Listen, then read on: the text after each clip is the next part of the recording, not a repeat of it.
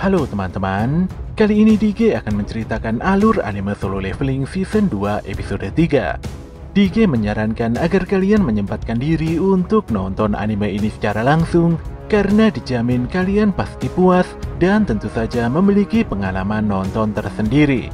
Tapi jika kalian gak ada waktu, maka mampir ke sini adalah pilihan yang paling tepat. Karena DG dengan senang hati akan menceritakan semua kisahnya untuk kalian semua.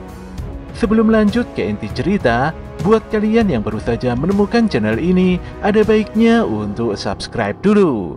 Jangan lupa juga untuk menyalakan notifikasinya, agar kami semakin semangat untuk menghadirkan konten-konten terbaik buat kalian. Oke, langsung saja. Persiapkan diri kalian and enjoy!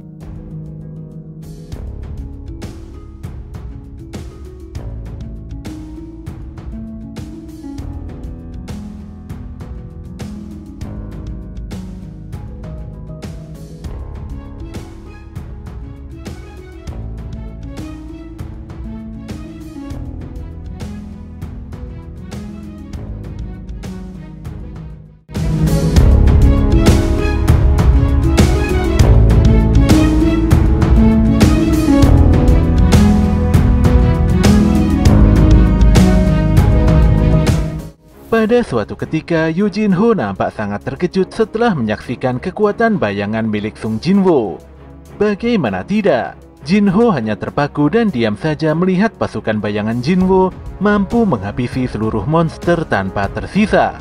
Pemuda itu seakan tidak mempercayai pandangannya, tapi faktanya semua kejadian ini terjadi tepat di hadapannya.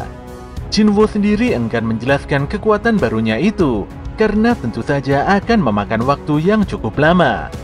Dia lantas memerintahkan seluruh pasukan bayangannya untuk menambang dan mengangkut seluruh batu sihir dan kristal mana yang ada di dalam dungeon. Di sini Jin-ho begitu lemas karena keberadaannya seperti sudah tidak terlalu dibutuhkan. Sementara itu di suatu dungeon yang tidak diketahui, seorang lelaki gondrong menghajar para hunter yang hanya menyisakan seorang saja. Di sini bisa diketahui bahwa lelaki tersebut sangat kesulitan dalam berkomunikasi dengan bahasa Inggris. Lelaki gondrong itu lantas menunjuk si hunter dan berkata dalam bahasa Inggris bahwa dia adalah manusia yang ingin pulang ke rumahnya saja. Kembali pada Jin-woo dan Jin-ho, di mana keduanya tengah makan bersama untuk merayakan kemenangan raid. Sesuai dengan perjanjian sebelumnya, Jin-woo telah memenuhi permintaan Jin-ho untuk mengikuti raid hingga 19 kali. Ketika Jin-woo bertanya apa yang hendak dilakukan Jin-ho selepas ini, pemuda itu pun menjawab kalau dia akan mengikuti ujian tertulis Asosiasi Hunter untuk mendapatkan lisensi gelar Guildmaster. Setelah itu dia akan menggunakan lisensi tersebut untuk bernegosiasi dengan bapaknya. Dengan tegas Yoo Jin-ho meminta Jin-woo jujur saja jika memang selama ini dia hanyalah beban. Apapun kondisinya, selepas ini Jin-ho berjanji tidak akan merepotkan Sung Jin-woo lagi. Jin-ho memiliki seorang kakak yang terpaut 10 tahun lebih tua darinya. Tapi sang kakak sangat membenci Jin-ho, dan selama ini mereka seperti bukan saudara saja. Sangat berbeda sekali dengan Sung Jin-woo yang selalu membantu dan bahkan pernah menyelamatkan nyawanya. Jin-ho pun berandai-andai jika saja Sung Jin-woo itu adalah kakaknya. Mendengar hal tersebut, Jin-woo nampak terdiam sejenak. Namun setelahnya dia mengangkat gelas minumannya dan menganggap Yoo Jin-ho sebagai adik lelakinya. Tentu saja Jin-ho terharu dan sangat senang sekali. Jin-woo pun berkata bahwa dia akan pergi ke suatu tempat untuk sementara waktu dan tidak mungkin bisa dihubungi lagi. Di sisi lain, lelaki gondrong yang berada di dungeon sebelumnya nampak diborgol dan dijebloskan ke dalam penjara. Dari pengakuannya, dapat diketahui kalau lelaki tersebut merupakan hunter dari Korea. Kurang lebih 10 tahun yang lalu, lelaki itu terjebak di sebuah gate dan tidak bisa keluar. Ketika tersadar, dia begitu kaget karena dungeon yang dimasukinya terhubung langsung dengan Amerika. Tentu saja kejadian ini sangat aneh karena tidak pernah terjadi sebelumnya. Upaya interogasi juga terhambat karena lelaki tersebut tidak bisa berbahasa Inggris dan sulit sekali berkomunikasi. Ada kemungkinan kalau lelaki gondrong itu adalah monster berbentuk manusia. Oleh karena itulah pihak pemerintah Amerika sudah meminta bantuan pada Hunter Rank S dari Washington DC yang bisa berbahasa Korea. Tentu saja Hunter tersebut adalah Wang Dongso. Dari pembicaraan dua agen federal ini dapat diketahui bahwa nama lelaki gondrong itu adalah Sung Il-hwan. Pada keesokan paginya, Jinwo nampak bersiap-siap untuk bepergian selama seminggu penuh. Jinah pun tidak mengerti mengapa kakaknya belakangan ini sangat sibuk sekali bekerja. Walau Jinah bertanya dengan penuh curiga, tapi Jinwo hanya menjawab bahwa dia ada keperluan penting liburan bersama teman-temannya. Tapi nyatanya, Sung Jinwo malah kembali ke dungeon neraka, di mana sebelumnya dia pernah bertarung mati-matian melawan Cerberus. Dia lantas membuka gerbang kastil iblis dan segera memasukinya. Di dalam kastil, Jinwo mendapatkan sebuah quest dari sistem, di mana dia harus mengumpulkan 10.000 jiwa iblis di dalam dungeon ini.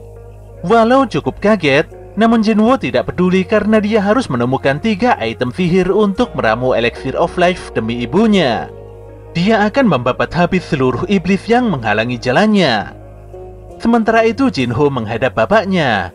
Dengan serius Yojinho meminta sang bapak untuk menyerahkan Guild Yojin padanya. Walau Jinho sudah mengetahui rencana kakaknya, namun dia tetap nekat memaksakan kehendaknya.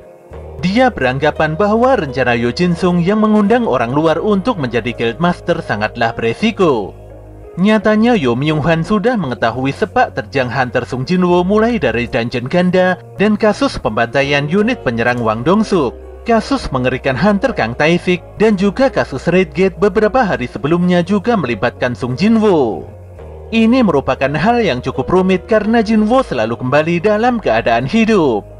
Jika Jinho benar-benar menginginkan guild ini, Myung-han pun memintanya untuk merekrut Sung Jinwo sebelum Hunter unik tersebut direkrut oleh Guild White Tiger. Tentu saja Yo Jinho akan melaksanakan persyaratan bapaknya itu dengan penuh tanggung jawab. Kembali pada Jinwo, di mana dia berhasil mengalahkan banyak sekali iblis yang menghadangnya. Walau berhasil mengalahkan banyak sekali musuh, sayangnya bayangan para iblis tidak bisa diekstrak. Sedetik kemudian dia mendapatkan permit untuk memasuki satu lantai di atasnya. Dikarenakan dungeon ini sangat luas, dia pun memanggil bos beruang es dan segera menungganginya. Namun demikian perjalanan ini tidaklah mudah, karena para iblis selalu saja datang menghalangi. Melihat sepak terjang si beruang yang begitu brutal, Jinwo pun memberikan nama tank pada bayangan besar yang ditungganginya itu. Awalnya Jinwo sempat khawatir dan mengira kalau dungeon ini adalah dungeon peringkat S. Untungnya para monster di sini memiliki tingkat kesulitan B atau di atasnya sedikit. Jumlah mereka cukup banyak dan akan semakin kuat di setiap lantainya. Jika Jinwo mengincar iblis khusus yang membawa permit, maka dia bisa lebih cepat menuju lantai selanjutnya. Kastil iblis sepertinya memiliki konsep sebuah menara yang terdiri dari 100 lantai. Jinwo pun bertanya-tanya tentang seberapa kuatnya monster di lantai tertinggi itu. Walau skillnya menanjak sedikit demi sedikit, tapi bekal makanan Sung Jinwo juga semakin menipis. Dia pun kembali bergegas dan terus mengalahkan banyak sekali iblis di setiap lantainya. Ini merupakan pertempuran melawan waktu.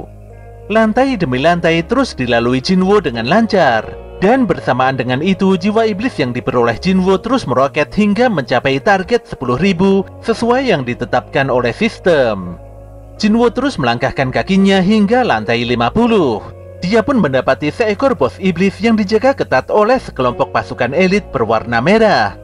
Pasukan bayangan nampak siap bertarung dalam menghadapi ganasnya pasukan iblis yang dipimpin oleh bos penguasa lantai bawah yang bernama Avaricious Vulcan. Jinwo akan menghadapi Vulcan, sementara pasukan bayangan akan menghadapi anak buah Vulcan. Duel keras pun terjadi, dan Igris menjadi pusat kekuatan utama pasukan bayangan. Berkat meningkatnya status kecerdasan Sung Jinwo, para pasukan bayangan di bawahnya juga mendapatkan status tersebut. Hal ini pun membuat pertempuran yang dilalui jadi semakin mudah. Ketika Jinwo bertanya-tanya mengapa si bos iblis masih diam saja di singgasananya, tanpa disangka iblis itu melesat cepat dalam kedipan mata. Tentu saja Jinwo agak kaget dan langsung melepaskan pukulannya.